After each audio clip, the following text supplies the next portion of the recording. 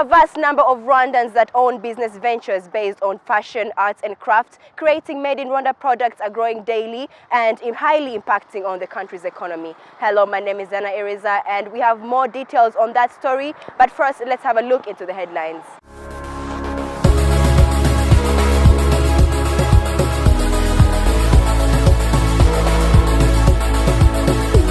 Our first top story for today, we are looking at how arts, craft and fashion businesses are evolving in Rwanda. The March edition of iDebate Speakers on examining monetary policies and the financial stability in Rwanda was carried out here in Kigali. Developers and businessmen gained knowledge on how to stay relevant in the business world from the CMS Summit. And on the market trends, we bring you the Consumer Price Index of the month of February 2018. We shall be finalizing the show with advertising tips for blockchain and cryptocurrency businesses.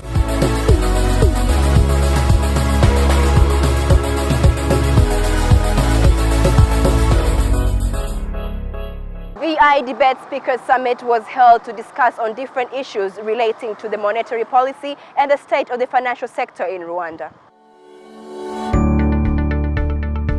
The summit presented a large picture of the recent developments and near outlook in the Rwanda's economy and implications on emerging and developing economies. Students gained knowledge on various issues relating to the country's economic growth, international commodity prices, inflation across key economies, monetary policy and financial markets. This helps to contextualize the economic environment within which the central bank has conducted its monetary policy and to rationalize Rwanda's economic outlook.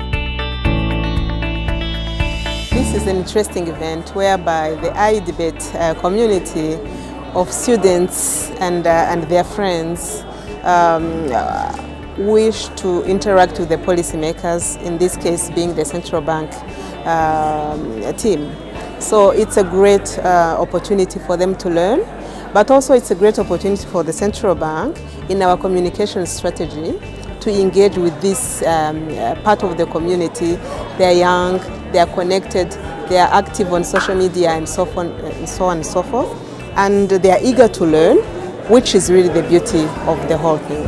I think despite the challenge that this is not really the right time because it's examination period, you saw that the room was full. At least the number that was expected was actually reached. So the appetite is there and we are going to continue partnering with them going forward. Savings is a critical factor in any economic development and prosperity, and the sooner you start, the better.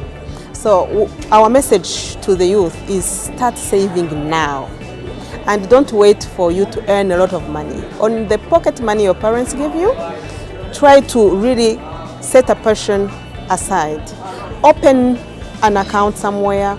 You can even do the mobile savings because now the products exist on the mobile financial services, on our mobile platforms. So start now, and little by little, the longer you keep it untouched, then it's going to grow. And if you are clever enough, look up for compound interest products. That's the best you can have. So that means whatever interest you earn, keep it there so that it keeps also yielding more interest on top of your initial capital. So it's not an issue of really having a high salary or a high stream of income for you to be able to save. You can save at any level of income, and the sooner you start, the better. Students that were attending the event got to air out their concerns relating to monetary policies. They also got an opportunity to learn different ways on how the country's financial sector can be stabilized through the implementation of these policies. We learned a lot from here, a lot of things, because we expect maybe that we'll be getting a way too explicit for a lot of the questions that we have, although they get actually a way to say all of those questions, but for the few questions that actually give it out. But it was good and fun, because maybe some of the times we believe that monetary policy, it's about how we actually a lot of times get astray from what is it.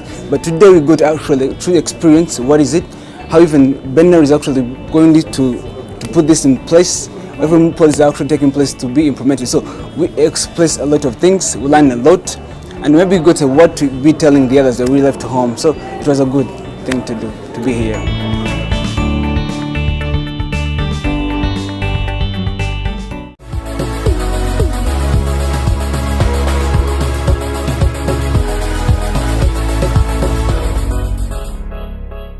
The CMS Summit was held here in Kigali with an aim to engage and support students and startups in different fields such as e-commerce, marketing and technology. More details on this story is up next. The CMS Africa Summit brings together both global and Africa-based speakers and delegates. This event hosts tech business owners, tech innovators, and experts in the area of web and mobile design, e-commerce solutions, online businesses, and online exchange. In terms of delegate attendance, the summit attracts web and mobile designers, bloggers, e-commerce, and online stores builders. Let me bring it with the MBA aspects. I did MBA studying business and I studied a lot. According to me, I think why some companies or startups do fail is I would call it the cost of doing business, the economy. If you're in an economy that suffocates your startups, you can't go far. However good you are, if the economy can't support you. For example, if everything maybe you can't get support to your startup, maybe from the economy, the government, from what. So you need support. That infrastructure backup is necessary. We hear, the aspect of unemployment is all over the world. It's not only in Rwanda, it's not only in Uganda. Why? Based on the economy. So one of the challenges people face is that. Number two is mindset, then. And that is the biggest problem, mindset. People think to start a business you need a lot of money. People think starting a business is for big guys. No. The big guys were like us, were like you, before they became big. That's why I keep on adding the aspect of saying, I wrote this book entitled How to Start Any Business Without Money. So money should not become a challenge to start. Every business is an idea. Today I was telling people that, you know what? Business is equals to what? Problem solved. If you want to start up a business, look around in your community. What can you solve? What can you deliver? That is the business. Don't think of construct. Why are you constructing? Every business has a purpose. Why should we focus on the challenges? Look at how far you can go. People have traveled all along from Uganda coming here. Why are other people coming? Because I know why I'm here. Let us start. We keep moving to every country. Last year in Nigeria, the year before in Kampala, this time in Kigali. Basically, it's to provide an opportunity to the youth and everyone there who has a skill. It's a non-profit organization. So what is it? We come together to share knowledge. Imagine the knowledge I'm sharing with you. Someone who knows how to develop, we share. It's free. So that's why it's basically an open ground for people to learn. So someone who is out there can easily join, come and learn. By the way, when you join CMS or become for the summit, you can learn how to develop, for example, a website in one day. Because the people who give you the platform are already there and people are willing to share the knowledge. The summit engaged students and startups and shared with them knowledge on how to become more intentional as IT practitioners in bringing more value to the technology development and economic growth. Through networking with people from different African countries, they can also explore other opportunities. When you talk about the innovation ecosystems and specifically Rwanda, I think we look at Rwanda, those of us in other countries, we're like, yeah, there's something that is happening here. There's a deliberate effort to support the young innovators. However, I think that effort is more of in individual initiatives. So the one who takes the initiative to do something is then identified and then supported. I am more of a process and structure. So how do we build processes that we have very many other people coming through and able to do what the other people have been able to do? It could be different products, it could be different services. It's important that governments are seen to deliver challenges, because governments have challenges. Governments in Africa are still the highest consumer. They spend more than any other private entity. And so governments need to be intentional in enabling this startup ecosystem. If they don't nurture it, it will never grow. Private sector is driven by other initiatives.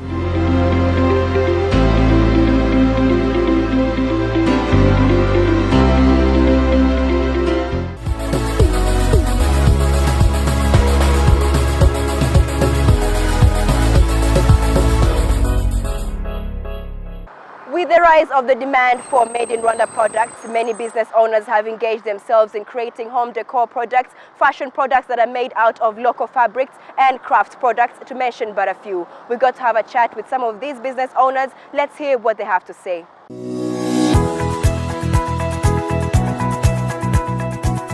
Rwanda's fashion, arts and craft businesses have massively grown in Rwanda and have hence led to high consumption for local fashion and craft products. These kind of businesses have also played a key role in attracting tourists in Rwanda.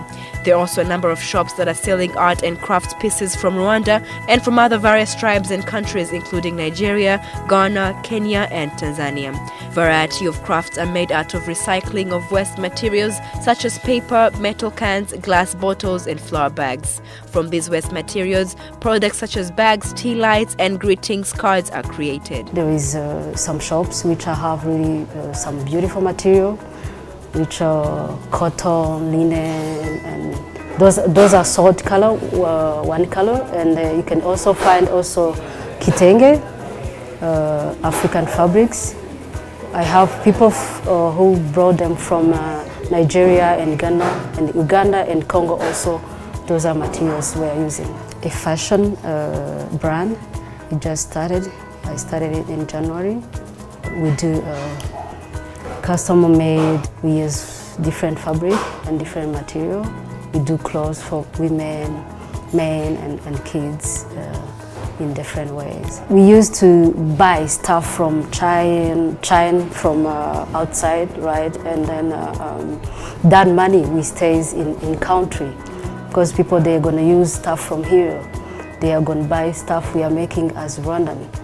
And also, this will bring us at the competition to outside of Rwanda, right? We can go there and be competitors with others, and then they can see our stuff, what we are doing, that we are open-minded, and then we can do more also.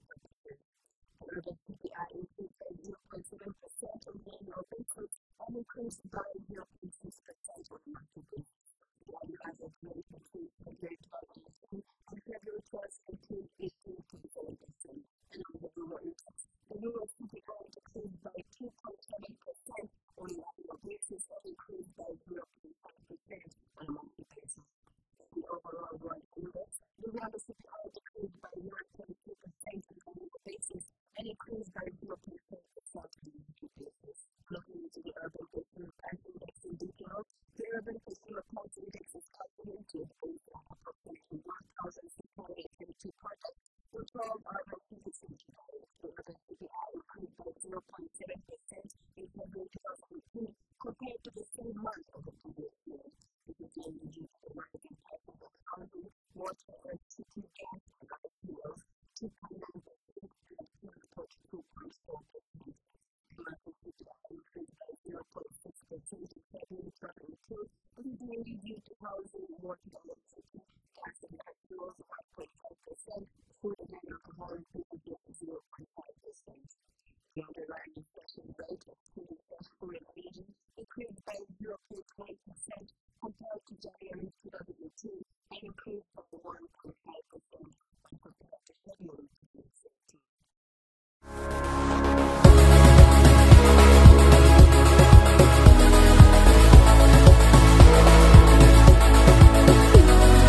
As we wrap up today's show, I would like to remind you all that watching this show online is just one click away. Visit www.rba.co.rw. Brought to you by Rwanda TV and sponsored by Bank of Kigali. I'll see you all next week.